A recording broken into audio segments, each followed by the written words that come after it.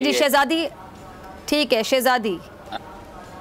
पहले तो मैं ये बात करना चाहूँगी कि जो भी इन्होंने दीन के लिए, दीन इस्लाम के लिए बात की, हम भी मुत्तफ़िक करते हैं। जो दीन इनका है, वही दीन हमारा है और मैं भी मुसलमान हूँ अल्हम्दुलिल्लाह और सब भी मुसलमान हैं। जो औरत मार्च में होती हैं, उनसे तो कोई शिकायत ही नहीं है ना। जो दीन की बात है, उसमें तो कोई दो राय मौजूद नहीं है। ऐसी कोई इख्तिलाफ़ात हैं नहीं जी, जी, जिनको आप जो है कंप्लीट कीजिए।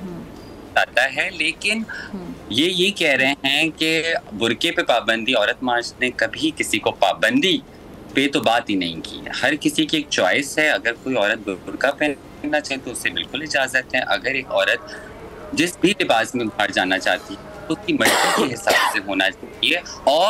और अगर वो लिबास पे अगर उसके भाई या बाप को ऐतराज़ है, तो वो ऐतराज़ फ़ैमिली की दायरे में भी हल किया जा सकता है, ना कत्ल कर देना चाहिए गैरत के नाम पे।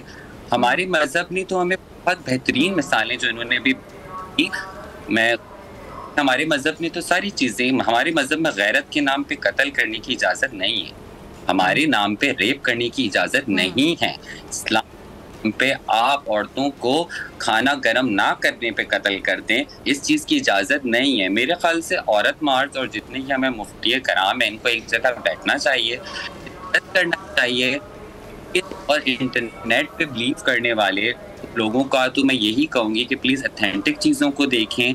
मुफ्ती कराम खुद औरत मार्च में आएँ, खुद औरत मार्च को एक्सपीरियंस करें, उसके बाद अगर वो राय बनाएँ तो ज़्यादा बेहतर है।